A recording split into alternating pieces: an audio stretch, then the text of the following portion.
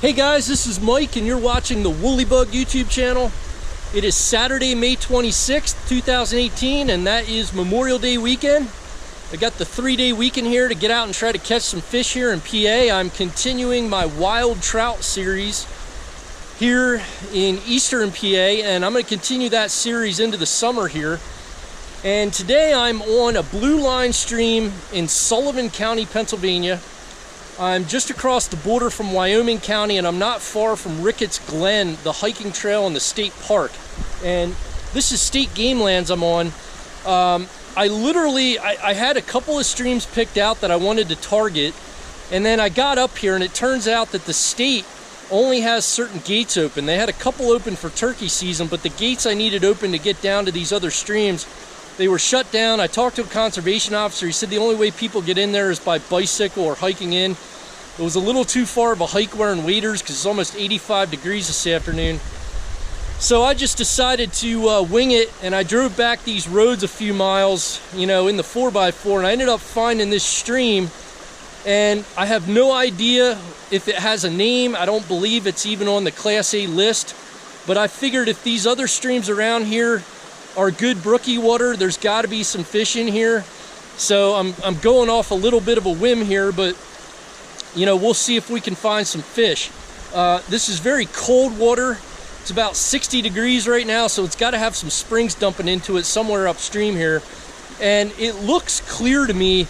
The conservation officer was telling me that a lot of the streams up here in the mountains are tannic. They suffer from acid mine drainage. So this one looks clean. I did see some that weren't, and they were noticeably like that dark, dirty brown color, like a bronze looking color. So I think we're going to be good here. I'm going to start out using a nymph under an indicator. I'll show you what I'm using. I might get into some dry flies if, you know, it opens up. Here's a pretty skinny stream, but see what we can get into. Let me show you guys what I'm using, and we'll head up into the mountains here. Okay guys, I'm back out here with the Hatch 3 Plus on the G Loomis 8-foot 4-weight. That's the smallest rod I own. I know I should get a 7-foot, but I just don't have one. I'm actually using the exact same setup as last week, and I'm going to use that Psycho Prince pattern with that flash and purple tied into it on a gold bead.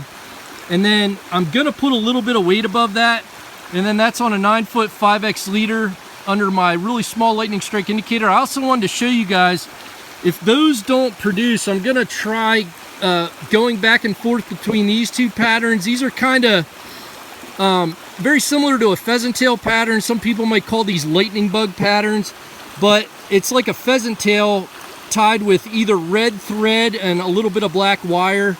Other than that, it's just a pheasant tail pattern. And then the one on the left has blue thread tied on with some blue dubbing, some blue flash dubbing, again in a pheasant tail pattern. I will go to those if this Psycho Prince pattern doesn't produce on this stream. So I'm going to start right here and work my way up through this skinny water here, and like right here there's a nice little pool that I'm going to start in, and we'll see if we can get some wild trout here. Okay guys, there's some nice water there. It's very clear. I'm going to try to get down low here and see if we can get a cast under there and get a fish.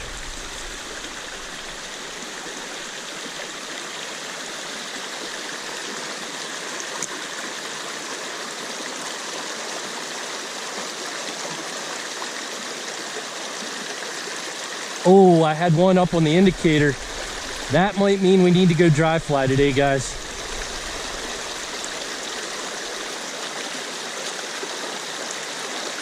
Oh, there's a fish.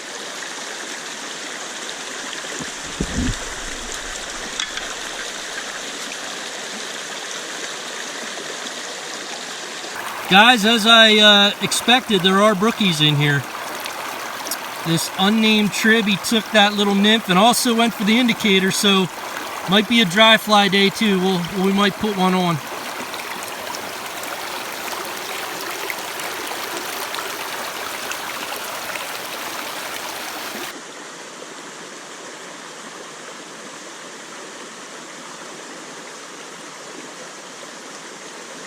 There's one. Little guy. Real little guy. Guys, that's a pretty small fish to be eating that nymph, but still a beautiful Beautiful fish. Guys, there's a reason that serious fly fishing guides don't wear these Boas boots. These are Simms Boas boots. I've had those laces break twice now when I'm out in the middle of nowhere, and now I got a busted boot in my right foot. It's a pain to walk. You know, I've replaced it. They're just a hassle. I'm going back to Tide boots. They're easy, but it's just not worth it.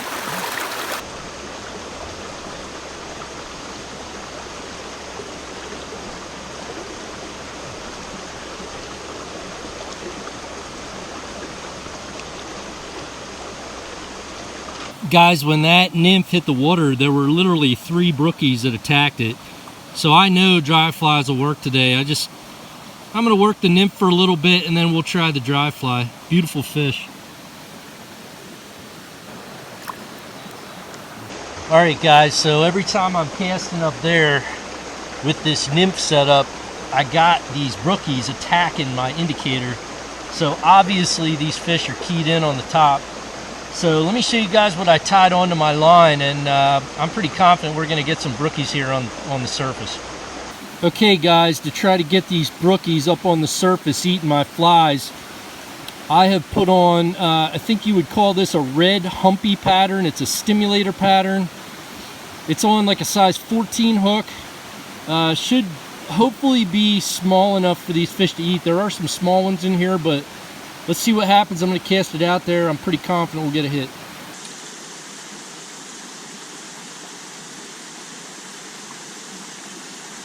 There it is. Right on top. Guys, as I expected, that brookie all over that humpy pattern. Big fly for a small fish, but they're just like crazy keyed in on bugs today.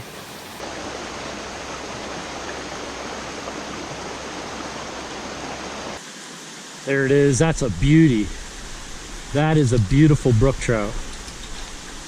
He came way out for that one.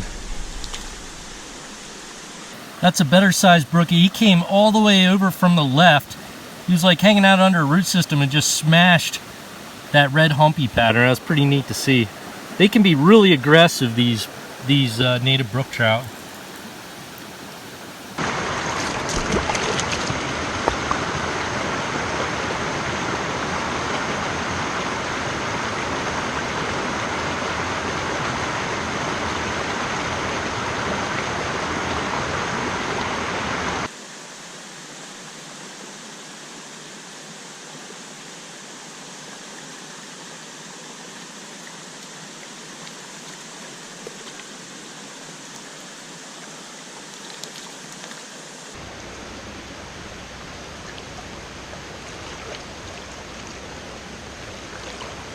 That's just a absolutely gorgeous brook trout. Really pretty colors. Guys, look at the colors on that fish. Holy cow, that fish is stunning.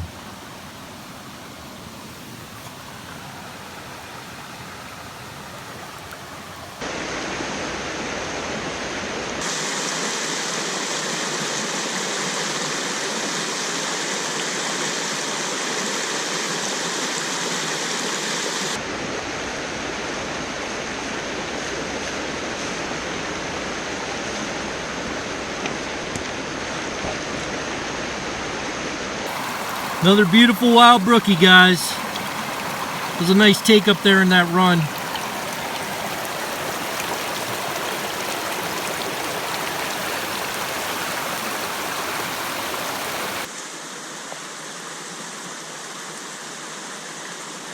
There's one.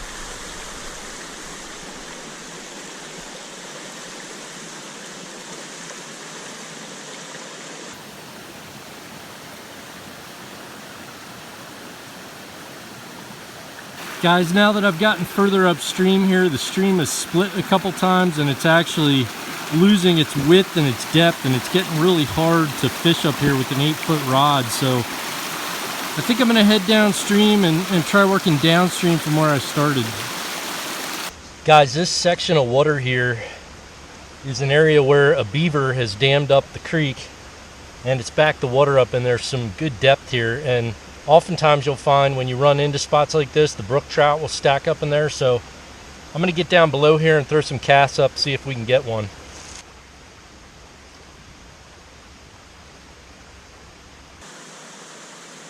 Oh, it's a nice brookie. Guys, I had that nymph swinging down below me, and this guy came up and hit the indicator. Didn't get it, so he took the nymph. Beautiful fish. Call him the Beaver Dam brookie.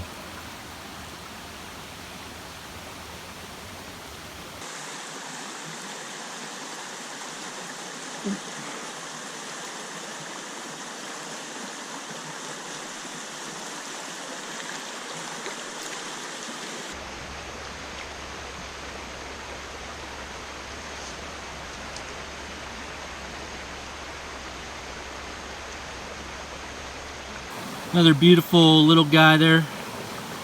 Really aggressive on the nymph. Must have went after it 6 times.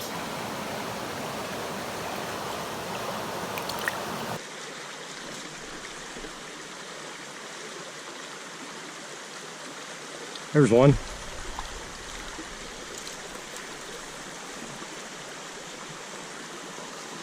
This little guy almost pulled my whole indicator off.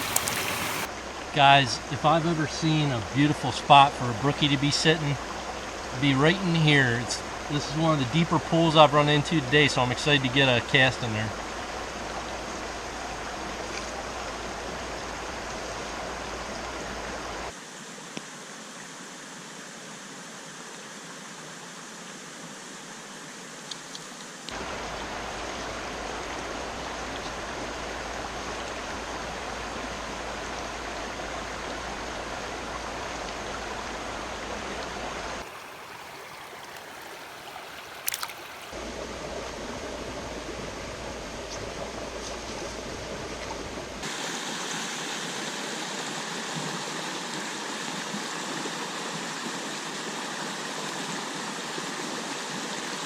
Oh yeah.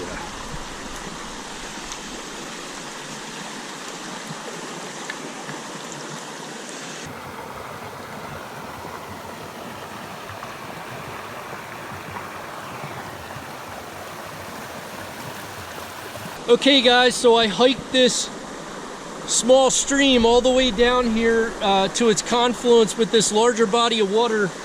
I don't know what this stream is. Just based on a visual, I just took about a 75-yard walk, and it appears this may be a stream that's suffering from acid mine drainage. The water's tannic. It's like an awful looking bronze color, and the water's fairly clear down here, and I didn't see a living thing in it, not a minnow, nothing. I fished some beautiful looking runs, didn't have any hits. So it's interesting how this body of water holds all that life and all these brookies, and this body of water just seems to be completely dead. So they're kind of locked up there way up into the mountain. But I'm ready to call it a day. The mosquitoes have been terrible today. I'm just hammered with bug bites. It's like 85 degrees out. It's hot and muggy. Got to hike a mile back up through the woods here. But it was still fun. You know, I caught some good fish, had to work for them. Most of the fish were in those deeper pools. There were a couple areas where there were some, 6 to 8 inch deep bodies of water where it was a nice run, and there were some fish holding in there, but most of them were in the deeper, kind of like plunge pools like you've seen in my previous videos. Most of the fish were smaller, 5 to 6 inch range. There were a couple there at the beginning that were decent, but most were smaller. I don't know if they have an abundance of food up here or not. There's plenty of mosquitoes, I know that. So anyways, it was still fun. Chasing wild trout is definitely an adventure, and we're lucky to have all this water here in PA. I can tell you right now that this Wyoming and Sullivan County water here near Ricketts Glen is, man, it's tough to find some of these streams that you find on Google Maps because, like I said, the state just doesn't have the gates open, and that's just the way it goes. So anyways, if you come up here, be prepared for an adventure and a walk. I did a lot of driving till I found a place I could get out. So, all right, guys, I'm signing off for this week. Thanks for watching Woolly Bug. Appreciate my new subscribers, and I'll talk to you next week. See ya.